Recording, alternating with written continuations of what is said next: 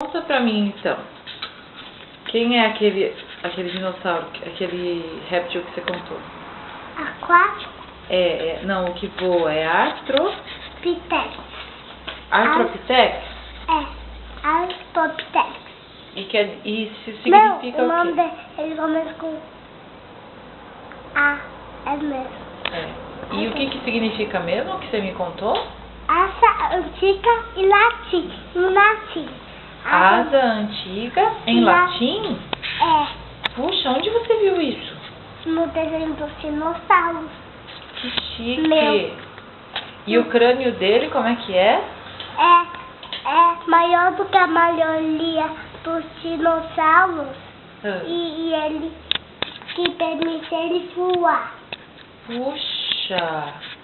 Uau! Parabéns! E ele é carnívoro. E o que ele come? Se ele é carnívoro? Inseto. Insetos? Olha quem é carnívoro. O Rex, o Velociraptor, os três. Os três são carnívoros.